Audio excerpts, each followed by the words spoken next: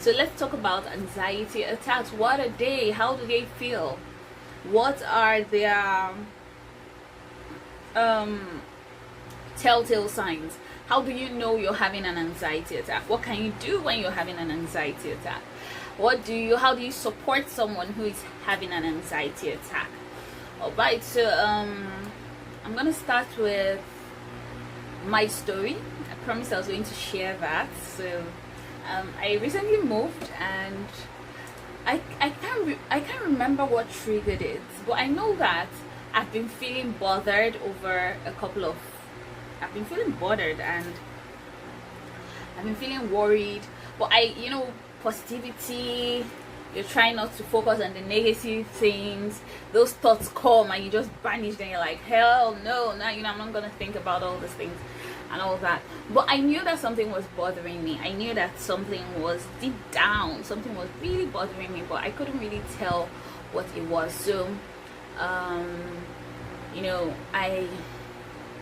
decided to, I knew it was deep, in a level of my unconscious mind, right?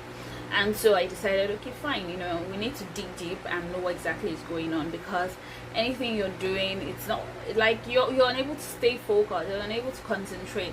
It's like you have something brewing underneath. I don't know if any of us have had this kind of experience, and most often we have this kind of experiences because we are trying to avoid feeling a particular way. We're trying to avoid the negative feelings.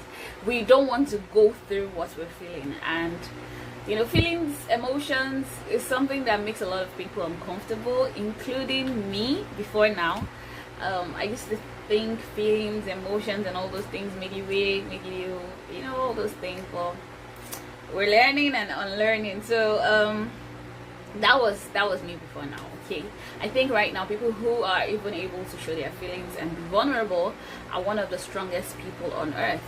I woke up and everything just drops on me, like everything I've been avoiding, the fear, the worry, the frustration, the everything I've been avoiding feeling, the negative thoughts, the overthinking, fear of my health, fear of not making it.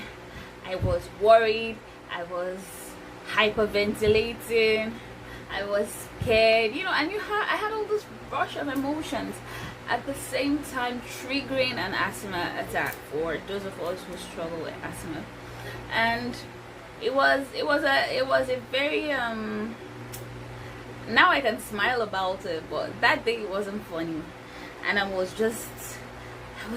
felt so scared and so worried and so lonely, and so I felt like I'm in a new city, and if anything is happening to me, the safety net I had built over time, I didn't have that. And then COVID-19 happened, and that just that threw me off balance. Basically, it completely knocked me off balance.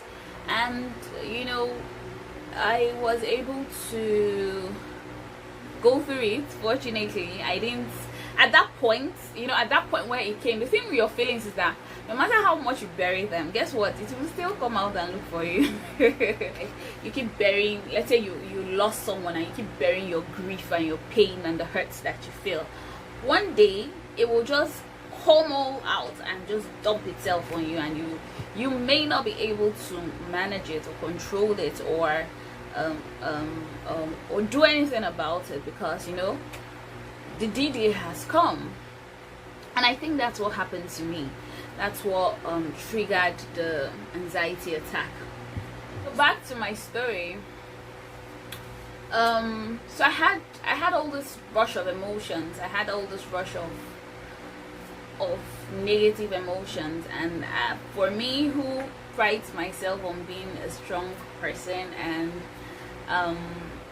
who has a very strong self-control, who I tend to control my feelings, like I'm really good at it, or I think I'm really good at it.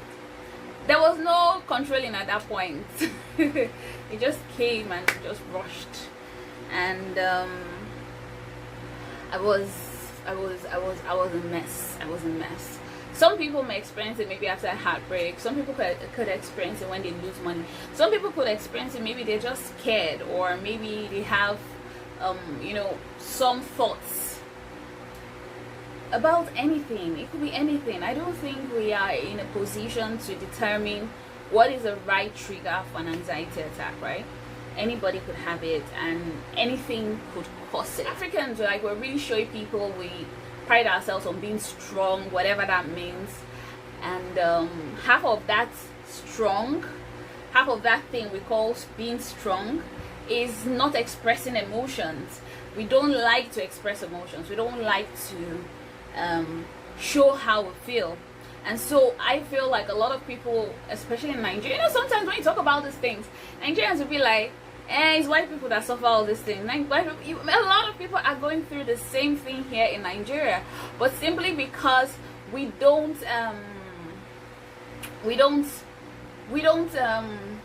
not familiar with these things, we feel we're strong. We feel we're stronger than our emotions. So a lot of people don't take into cognizance, like, this is what I'm experiencing. We don't know how to label it, and the information load in this part of the world when it comes to emotional health is quite low. A lot of people have no clue what you're talking about when you talk about things like projecting, validation, invalidation, anxiety attack, panic attacks. We don't even know what they are talking about. So that's why I felt like I needed to share this. So just to mention, panic attacks, anxiety attacks sometimes are called panic attacks, right? So what I was experiencing was an anxiety attack, but some people make a difference between a panic attack and an anxiety attack. So what I was experiencing was an anxiety attack, but I was panicking. Like, every fiber of my being was panicking. I was scared, I was worried, I was frustrated. I was like, God, I'm in a new city. I have my, the safety, everything I built over time where I've been just fell apart, and I couldn't do anything about it. I felt like I was out of control. Like, everything was out of control. Do you understand? I was crying. I don't cry easily. I was just all over the place, So that happened, and I know that many people may be going through the same thing this period, because I think one thing that really triggered me having an anxiety attack was the fact that I came in and then there's a lockdown, and when I just looked at everything, you're wondering that it's this thing I did gonna work out, this thing that you just feel like disoriented, and a lot of people may be going through those kind of experiences right now. Some people, maybe you're an essential worker, and sometimes you're just overthinking. You can't control that thinking. And sometimes you just break down and start crying, and you're like, are you sure I'm gonna make it through? Are you sure I won't bring this virus home? Some anxiety attacks are so bad that it could lead to suicides, because some people will, they just let it run, or I wouldn't say they let it run. The thing just happens, and they can't control it, and it takes over them. So essential workers could struggle with anxiety attacks. Business people could also struggle with this. People who lost their jobs, you just start thinking, how am I going to feed? What am I going to do? How am I going to cope? I have children, I have a wife, I have these things. These fears are valid. The thing with anxiety attacks is that oftentimes the fears are actually valid. Yes, they're blown out of proportion in your mind, but your fears are usually valid, because you're scared of falling sick. You're scared of your family falling sick. That's a valid fear, but the truth is that there's nothing you can do about it at that time, and I think that's what makes it even more scary. The fact that you cannot do anything about it. The fear, that's losing control, losing control completely. You can't do anything about what you're going through. I think that part scares a lot of people. And I can only imagine, if you're a business person, you've not been able to do any business. It's not like you have all the money in the world, and everybody's telling you, oh, you should be doing one course, you should be doing one course, and you're like, course, is it not someone that has their mental health together that will be able to focus? Some of us are just using social media to distract ourselves from the way we're feeling and from the realities of our lives at this moment. An anxiety attack could happen to absolutely anyone. It doesn't mean you're weak. It doesn't mean you don't have it together. It doesn't mean you're going crazy, because like I said, some fears you will have, you could be scared of dying. Some people have chest pains, some people have breathlessness, some people start hyperventilating, which I experienced. Hyperventilating, like you can't breathe properly. And some people could feel like they're having a heart attack. What you may be having is a panic attack. Like your chest is tight, you can't breathe, you can't think, your mind is racing, some people have chest pain, some people have physical symptoms, some people have really severe physical symptoms, and they take them to the hospital. I don't know if it has ever happened to you. They take you to the hospital and check you out, and you're fine. Your heart is okay, your vital signs are okay, you're not having high blood pressure, but you're not okay. Sometimes it could be that you're having a panic attack or an anxiety attack. So what can you do when you find yourself in this situation? It sounds cliche, you just tell the person positive thinking and everything, but the truth is that it's harder. And just let me say this very quickly: an anxiety attack is not about feeling anxious. I'm anxious, I'm having an anxiety attack. No, they're two very, very different things. An anxiety attack hits you, and like I said, it could hit you and you feel like it's you could feel like it's a heart attack, to show you that the physical symptoms are very valid, right? Start by breathing deeply and just let something go through your mind, because breathing deeply can ground you. Like, you're having all these crazy feelings. There was a time I was traveling, right?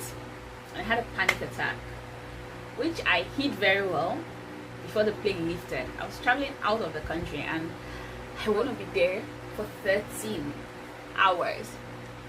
And I was looking at the map. Okay, so I almost ran out of the plane a couple of times. There was a time I stood up, to run out of the plane, but we thank God that didn't happen. I've had that more than once, actually. I've tried to run out of a plane a couple of times. Oh God. So and then I didn't even know what was going on with me. I didn't even understand what the problem was. I was so scared, and I was going to do a long journey. I wasn't mentally prepared. But I did the deep breathing, I'm okay. It's just a journey. I'm okay. I started breathing deeply, and it really helped. Deeply. Don't take shallow breaths, because shallow breaths is what leads to the hyperventilation. And in fact, when you're hyperventilating, you are taking shallow breaths, because so by the time you do, you take a deep inside you. That's number one. Take deep breaths. Take very, very deep breaths. And you can count. You can take some people say count backwards. So you can count 10, 9, 8, 7. You already, when I'm talking, I feel like you're already feeling peaceful and you're already feeling calm. Okay, so that's number one. Number two, I will say, at that moment, practice self-compassion. What most of us do is that we tend to be hard on ourselves. Why should you start feeling this way? We start invalidating our feelings. Why would you have this kind of thoughts? Why would you do this? Why would you do that? And we have all this, we're hard on ourselves. We're really hard on ourselves. But that doesn't really solve the problem, right? It doesn't help us. It doesn't help anyone in any way at the end of the day. And at that point, if you're hard on yourself, you judge yourself, you only try to stifle how you feel and feel worse. In fact, it escalates how you're feeling. So if you judge yourself, if you're angry with yourself, why are you feeling this way? why are you behaving like this? You start talking to yourself in very harsh tones. You're not going to help yourself in the long run, which is what most of us will do automatically, right? When we may be experiencing this, especially let's say you're a guy. I mean, you'd be like, hard man, don't behave like a woman. Or don't disgrace yourself. What's all this? You can't even acknowledge how you feel. And not acknowledging how you feel may worsen your symptoms, because the thing with an anxiety attack is that once it comes, it's come, right? There's no living in denial. There's no, let's wish it away with positive thinking. That's come, and if you only acknowledge how you feel, then you can deal with it. But if you don't acknowledge how you feel, you're going to keep struggling. You keep going to the hospital, they'll check your heart, they'll tell you you're fine, they'll check your BP, they'll tell you you're fine, and you're wondering what is going on with me. But what you may be experiencing is anxiety attacks, right? So you need to tell yourself the truth. I am having an anxiety attack now, and that's the purpose of this video. Just learning to acknowledge and name how you feel gives you some level of control and power over that situation. Because I think one thing that people who struggle with an anxiety attack, who have struggled with it, is that feeling of helplessness, not knowing that you can't do anything about the situation at that time. You can't change it. You wish you had a magic wand, but you can't change it. No, you don't even know where to start from. Okay, so please practice self-compassion. Speak to yourself in loving tones. How would you talk to a child if they're having a panic attack? Well, some of us, because of the way we're brought up, will say, "Get out of here! You don't have sense. Get out. Why are you behaving like a whatever?" Which is unfortunate, because that is the time you need support. That's the time you need someone to hold you, or maybe hold yourself. That's the time you need to console your inner child. That's the time you need to reach deep into yourself and tell yourself you're going to be fine, you're going to be okay. That's not the time to condemn yourself at all when you're going through something like that. That's not the time to try and form macho and act like everything is okay, because when you do, you only escalate the situation, either immediately or in the long run. So number 3, I would say, forget shame. This is so important, because we have a culture of shame in this part of the world. A lot of us are ashamed of everything shameable, and in fact, people tell you shame no they catch you. Did you get? There's no shame in this thing. Emotional health, mental health is something that we don't really talk about in this part of the world. I remember when I did a test, and the doctor asked me what I do. I told him I'm a writer, and he said, "Have I written any book?" I said yes. And he said, "Oh, what's it about?" And I said, "Emotional health inclined." I was like, wow. He started saying so many things. He was a cardiologist, and he told me that if only a lot of people who come into his office would know that a lot of their illnesses are not physical, they are emotional and mental health based. And as a result, because those parts of our lives are so strong, they control your physical health. They could influence what happens in your physical health. So a lot of us don't like to acknowledge this, but I was so surprised. A Nigerian cardiologist telling me that he wanted to buy my book and give it to as many people as possible, or he wanted to put it in the hospital for sale, in the diagnostic center and the hospital he worked, because a lot of Nigerians are going through stuff that are emotional health problems and mental health problems, and they are treating it like physical problems. Everything is spiritual. Yes, I believe that the spiritual controls the physical, but your emotional health also can control your physical. In fact, your emotional health can control your entire physical life. When you're in an environment with people who don't know these things, and they will rather judge you than have compassion, you're gonna struggle. That's the truth, to express how you feel. But your health is, if you had an injury on your leg, people will be more willing to help you. So I think we should need to look at it from that angle. If I was injured in my hand, I remember those days when I did my knee surgery, and people were always willing to help me out because they could see my knee injury, they could see the cast on my leg. But once it's an emotional thing. Everybody wants to hide. Once a mental thing, everybody wants to hide. Number 4, I want to say reach out to people for support. Do you have someone you can actually talk about how you feel? How you feeling? I feel like I feel terrible. I feel like, and the person will not laugh at you. You have such a person in your life.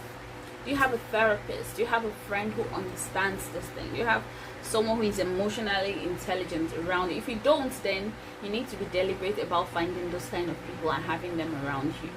I've had friends that you tell certain emotional or mental health struggles and they're like, Natalie, don't be negative in Jesus' name. Natalie, be positive. God forbid, it's not your portion. You're like, I know you mean well, but this is what I'm experiencing, this is what I'm struggling with, but they don't seem to understand it. So reach out for support. It's very important. You can't do it alone. When I struggled with the anxiety I had a few days ago, I did reach out for support. In fact, the natural inclination was to hide, to feel ashamed that I was going through this kind of thing. But I reached out for support, and it really helped me. And I shared my experience with maybe 2 of my friends who I knew would understand, and they were really supportive. They were like, oh, Natalie, I totally get you. Oh, I'm so sorry you had to go through this. Later I shared it with another friend, and he's like, why didn't you let me know about this earlier? Do you get why would you be going through this? And I felt supported, and it really helped. You feel like you're not alone and you're not going crazy. It's so important to healing through anxiety, through an anxiety attack. It's extremely important. And finally, I would say you need to ground yourself. What is grounding? There's one they call grounding, which is also called earthing. I talk about it from time to time, connecting with nature and everything. But now grounding is focusing, because at that moment your mind is in the clouds. You can't control anything. You feel overwhelmed, right?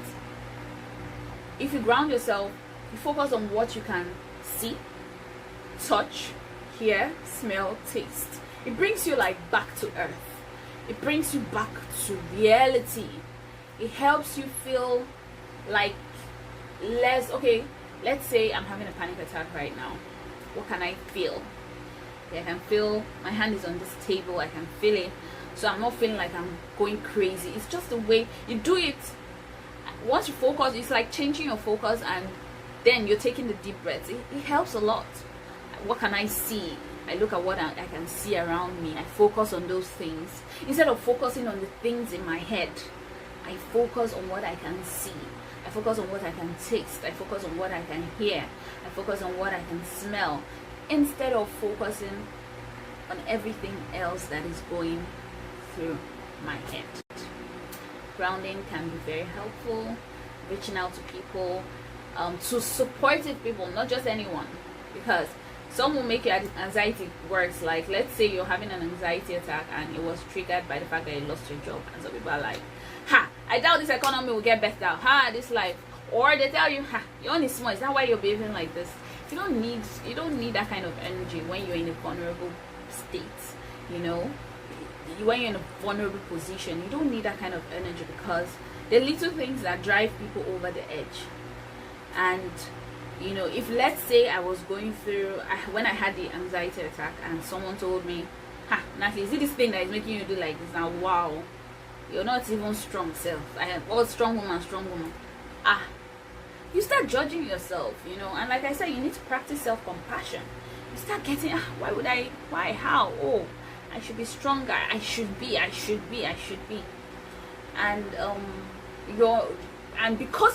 you should be, but you are not at this point. What is happening does not make you soft or weak or whatever. It's just what it is. It doesn't define you. It doesn't make you any less of a person. It doesn't make you any less or any, it doesn't, there's no need to judge yourself because you're going through this at all. So it doesn't mean the person who doesn't go through it is stronger than you. These are not read and pour out tips. These are tips that could save a life, because anyone could go through it. And like I said, it could actually escalate and turn out really badly. Imagine having a very bad anxiety attack when driving, or and this thing, so it's mainly just mental. Everything's just in your head, but your reaction is physical. So you're scared, you're breathing. It can be really scary, but I hope you're able to get something out of this video. Thank you so much for watching it, and I hope you like it, share it with someone that it may help. You never know who you could be helping in the long run, because this thing could affect anybody. Don't think anyone is immune. So thank you again for watching. For me, stay authentic and stay free.